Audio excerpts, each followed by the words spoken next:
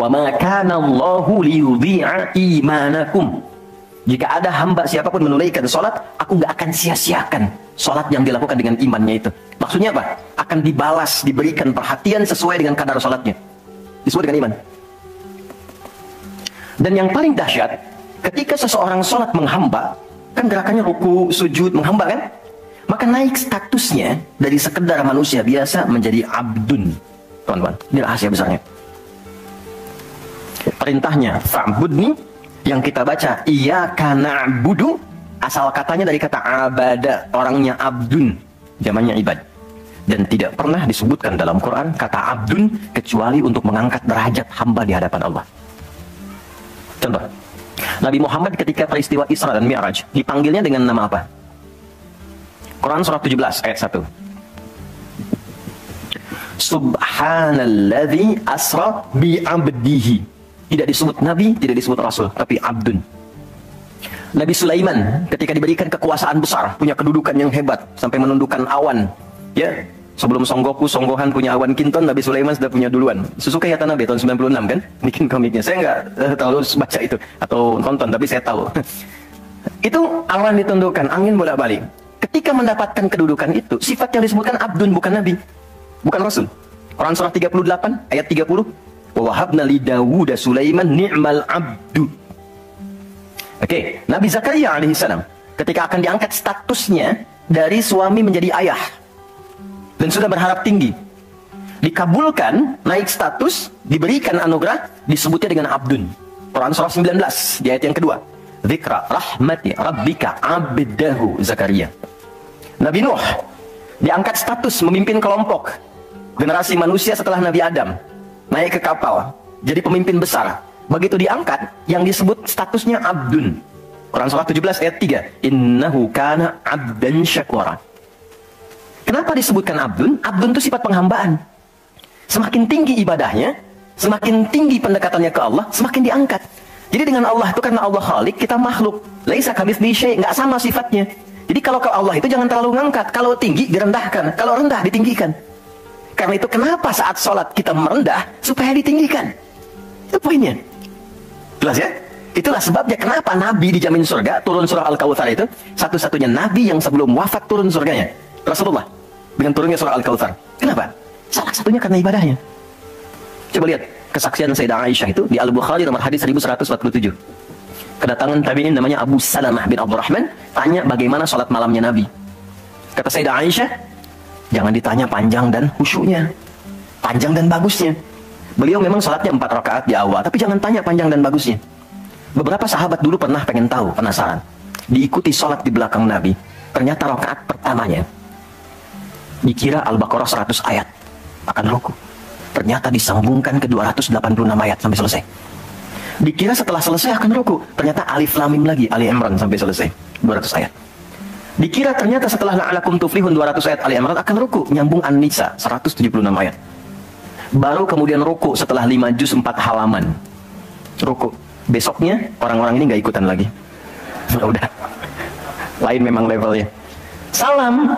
Tersentuh kaki Nabi itu dengan tangan Sayyidah Aisyah. Ini menunjukkan sederhana kehidupannya. Bayangkan kan, suami sholat, istri tidur, nyentuh bagian kaki. Kira-kira tidurnya, alasnya di mana tuh? Nabi besar loh, ahli surga, hebat, pemimpin besar, kehidupan demikian. Tapi kalau sedang beramal kaya, sedekah kaya, sholat kaya, kakinya bengkak. Kata Sayyidah Aisyah, kenapa begini ya Rasulullah? Alam takun madbuna, alam takun ma'sumah. Engkau kan dijamin surga, surahnya sudah turun. Engkau dijaga dari kesalahan maksum. Jawabannya ringan sekali. Afala akunu abdan syakura, abdun. Apa nggak boleh aku menjadi hamba yang bersyukur? Ternyata syukur itu kalau dulu para nabi itu pakai ibadah. Jadi kalau dapat nikmat nih teman-teman, ini rahasia hari ini ya, di antara kita saja ya. Karena saya nggak bagi di yang lain nih, cuma di sini nih. Ya. Para nabi itu, kalau mereka dapat nikmat apapun, itu yang dilakukan syukur. Dan syukurnya lewat ibadah. Contoh, biasa kan suka hadir ulang tahun ya, masuk ulang tahun kesekian. Nabi tiba-tiba hari Senin puasa. Ditanya oleh sahabat, ya Rasulullah kenapa puasa? Kata Nabi, ini hari lahirku. Jadi mensyukuri nikmat kelahiran dari waktu yang telah berjalan, itu pakai ibadah. Begitu dapat anugerah surga, turun Al-Kautsar, malah diminta ibadah oleh Allah. Inna a'tainakal. Setelah itu apa? Fasholli li rabbika tingkatkan sholat, tambahkan amal lewat harta.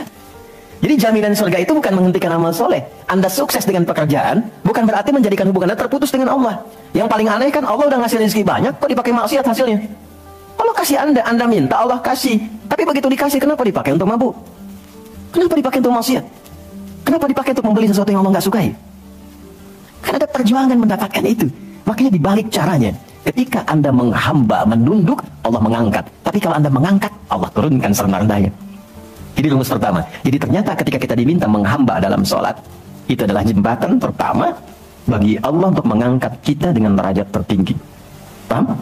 Oke, satu. Jadi kalau ke anak-anak begini kalau tanya, "Mah, kenapa sih harus sholat?" Supaya kamu jadi hebat. Gitu. Kok bisa? Ya, Umar sebelum sholat orang biasa, kerjanya begini, cuman jalan-jalan, mabuk dan sebagainya. Tapi setelah sholat, dia jadi pemimpin yang sangat hebat. Dia hafal sekian bahasa, dia dirikan sekolah-sekolah, pemikirannya hebat, tangguh orangnya, di mana-mana dikagumi. Itu. Kalau ada karyawan Anda bertanya, kenapa Pak harus sholat? Supaya kita makin sukses proyeknya, makin banyak omsetnya. Coba lihat Abdurrahman bin Auf. Bukankah sebelum dia sholat dia kaya tapi biasa, malah hilang kekayaannya. Tapi setelah dia sholat dan dia praktekkan makna-makna dalam sholat, meningkat level kekayaannya sampai yang ketiga tertinggi. Dari kaya banget, kebangetan kayanya. Capaknya terbuat dari emas kan? Abdurrahman bin Auf. Itu setelah sholat. Itu viral sekali kisahnya. Ya? Ya, jadi ini bagian pertama. Jadi ketika ada panggilan hayya 'alas shalah, atas jak Allahu Akbar, rasakan panggilan itu ingin mengangkat derajat kita. Jadi kalau panggilan sholat itu dipahami sebagai hanya tuntutan ibadah, nanti jadi beban. Allahu Akbar, si ngantuk ya Allah. Tapi ketika Anda sudah merencanakan, kan malamnya kita bikin kurikulum, kan kegiatan kita tuh nyambung. Malamnya istighfar, menyiapkan kurikulum untuk besok. Istighfar itu mengoreksi yang belum bagus apa hari sebelumnya. Katanya pengen ke surga, surganya Firdaus, tapi sholatnya masih bolong-bolong. Baca Quran belum maksimal, sedekah belum ada. Kita koreksi, besok rencanakan. Saya pengen sholat di tempat ini. Besoknya saya akan misalnya mengerjakan ini, capaiannya ini. Bikin kurikulum A sampai Z. Begitu kita bangun tidur, dipanggil. Allahu Akbar, Allahu Akbar. Yang kita siapkan itu tadi, rencana. Dibawa menghadap Allah, minta kemudahan. Minta perlindungan, minta pengangkatan. Makanya kenapa sholatnya disebut subuh dari kata asbah. Sesuatu yang sudah siap dengan rencana. Was-subhi idza tanaffas. Quran surah 81 ayat 18. Di orang Islam itu bangun dari tidur, dia sudah punya rencana yang mau dia siapkan ke depan apa. Jadi nggak ada ceritanya ke depan bingung. Jam 7 mau kerjakan apa, 9 ada di mana. Rencana itu dibawa menghadap Allah. Dalam sholatlah kita mintakan kemudahan. Itulah pengantar pengangkat derajat. Jadi ketika azan berbunyi kalimatnya Allahu Akbar, Allahu Akbar, ini peluang saya.